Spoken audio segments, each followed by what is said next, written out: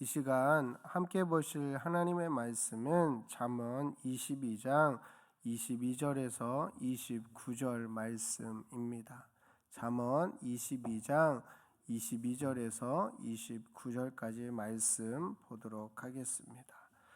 약한 자를 그가 약하다고 탈취하지 말며 공곤한 자를 성문에서 압제하지 말라. 대저 여호와께서 신원하여 주시고 또 그를 노력하는 자의 생명을 빼앗으시리라. 너를 품는 자와 사귀지 말며 울분한 자와 동행하지 말지니 그의 행위를 본받아 내 영혼을 온무에 빠뜨릴까 두려움이니라. 너는 사람과 더불어 손을 잡지 말며 남의 빚에 보증을 서지 말라. 만일 갚을 것이 내게 없으면 내 누운 침상도 빼앗길 것이라. 내가 어찌 그리하겠느냐. 내 선조가 세운 옛 지게석을 옮기지 말지니라. 내가 자기의 일에 능숙한 사람을 보았느냐. 이러한 사람은 왕 앞에 설 것이요 천한 자 앞에 서지 아니하리라. 아멘. 이 시간 자기의 일에 능숙한 사람이 되라라는 제목으로 함께 말씀을 나누도록 하겠습니다. 오늘 잠언 말씀은 우리에게 실제적이고 구체적인 삶의 지침들을 몇 가지 가르쳐 주고 있습니다. 약한 자를 어떻게 대해야 하는지, 어떤 사람과 관계를 맺고 어떤 약속을 피해야 하는지, 마지막으로 우리의 일을 어떤 태도로 감당해야 하는지를 명확하게 말씀하여 주고 있습니다. 이 세 가지 교훈은 하나님을 경외하는 성도가 이 세상에서 거룩하고 지혜로운 삶을 어떻게 살아갈 수 있는지 보여주는 말씀입니다. 오늘 말씀을 통해 우리의 삶에 거룩하고 지혜로운 삶으로 살아내는 힘이 생기게 되기를 바랍니다. 잠언 기자는 첫 번째로 우리의 손이 어디를 향해야 하는지를 가르쳐 주고 있습니다. 그것은 바로 약한 자를 향한 정의로운 손길입니다. 22절 말씀에 보면 약한 자를 그가 약하다고 탈취하지 말며 공곤한 자를 성문에서 압제하지 말라라고 말씀하고 있습니다. 성경은 누가 약하다고 해서 탈취하지 말고 공고한 자를 성문에서 압제하지 말라라고 명령하고 있는 것입니다. 성문은 고대 사회에서 재판이 이루어지던 공적인 장소였습니다. 즉 힘과 법을 이용하여 가난하고 연약한 자들의 것을 빼앗거나 억울하게 만드는 모든 행위를 금하는 것입니다. 세상은 양육 강식의 논리를 따릅니다. 약하면 빼앗기는 것이 당연하고 힘이 있으면 더 가지는 것이 지혜라고 말합니다. 약한 사람이 빼앗기면 긍휼히 여길 수 있어도 어쩌겠느냐 말하며 눈물을 삼키고 힘을 기르라고 말합니다. 힘 있는 사람이 더 가지지 못하고 나누고 베푸는 삶을 살고 있으면 의아하게 생각하며 지금 모자란 것이 아니냐며 뒤에서 손가락질하거나 무슨 다른 꿍꿍은 숨겨놓은 속내가 있으리라고 생각하곤 합니다.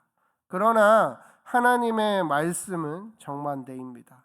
본문은 약하다는 것이 착취의 이유가 될 수 없으며 오히려 더욱 보호해야 할 대상임을 분명히 말씀하며 경고하고 있습니다. 23절에 그 이유를 설명하고 있습니다. 대저 여호와께서 신원하여 주시고 또 그를 노력하는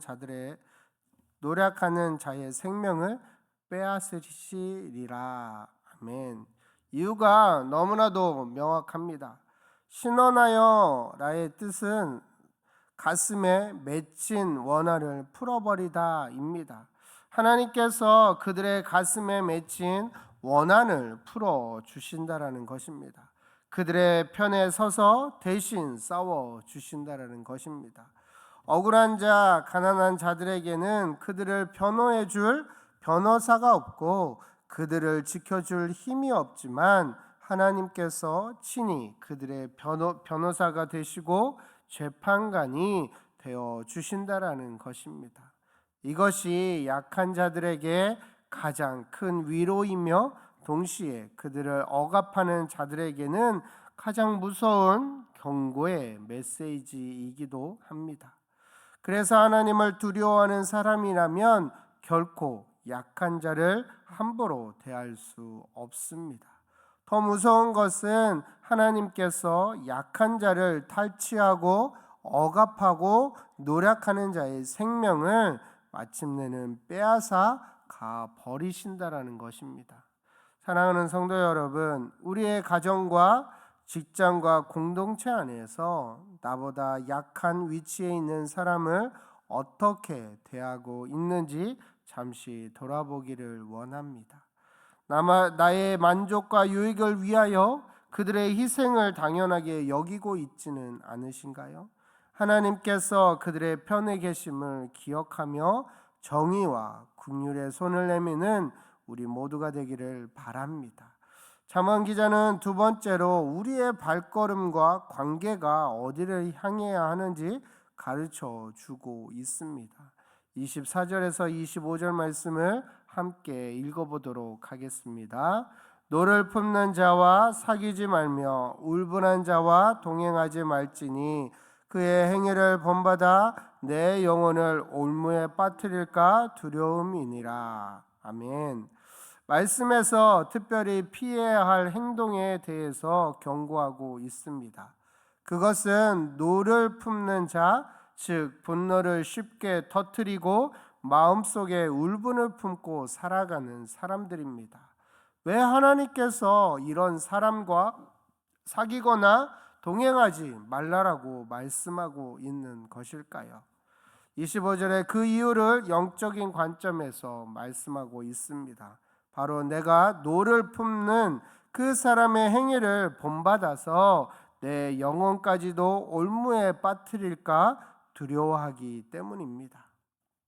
분노와 혈기는 마치 전염병과 같아서 가까이 하는 사람들에게 쉽게 물들게 합니다. 처음에는 저 사람이 왜 저렇게 화가 많을까 하고 거리를 두지만 계속해서 그의 곁에서 불평과 원망과 혈기 섞인 말을 듣다 보면 나도 모르게 세상을 보는 시각이 부정적으로 변하고 작은 일에도 쉽게 짜증을 내며 그 사람에게 동화되어 갑니다. 그렇게 자신도 관계 속에서 평화를 깨트리는 사람으로 변화되어 가는 것입니다.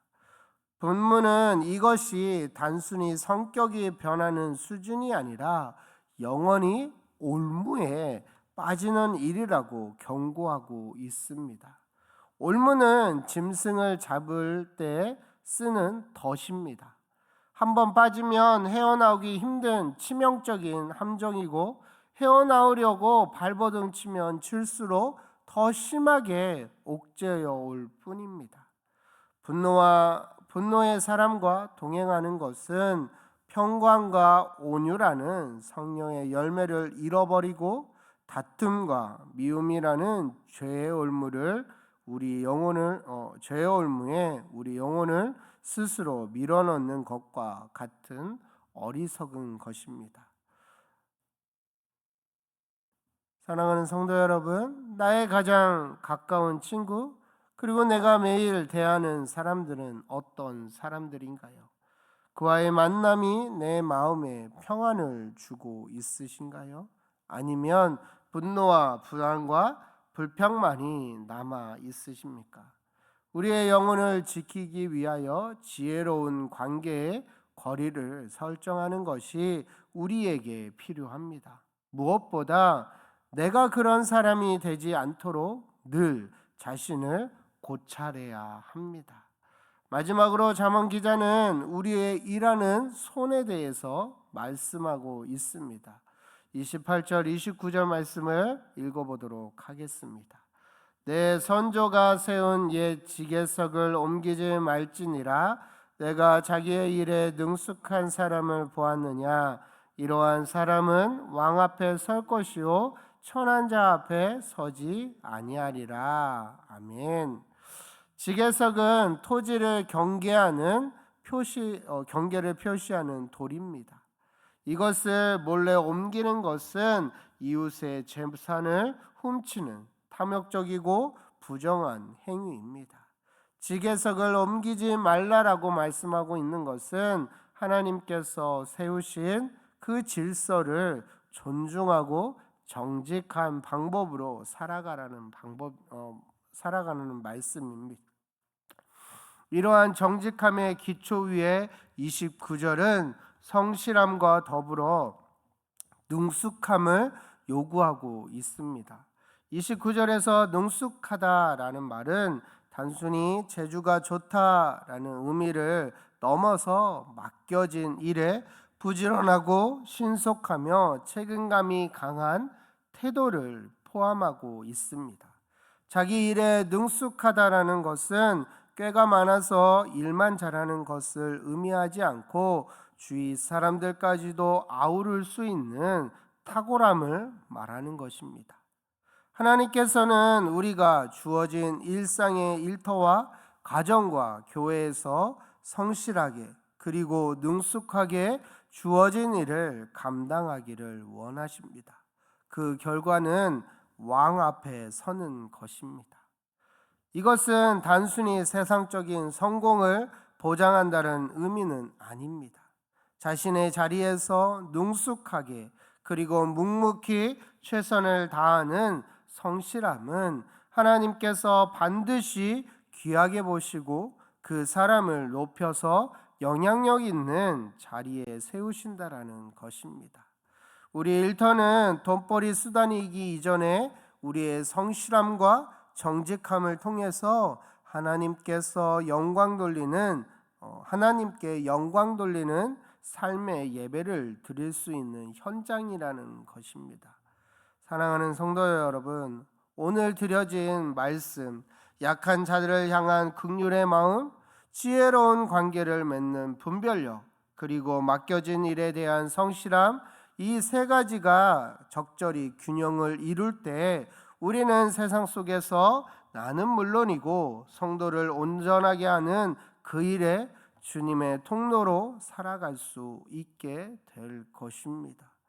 부디 저와 여러분을 붙잡아 주시는 그 은혜에 감격함으로 정의와 지혜 그리고 성실함의 길을 걸어가며 능숙함으로 살아내는 저 여러분이 되기를 바랍니다. 무엇보다 그렇게 살아갈 때 우리의 삶을 통하여서 하나님께서 예비하신 복이 나를 통해 내 주변에 내 일상의 터전에 흘러가게 될 것입니다. 그런 삶을 온전히 살아내는 저와 여러분이 되시기를 간절히 소망합니다. 함께 이 시간 기도하도록 하겠습니다.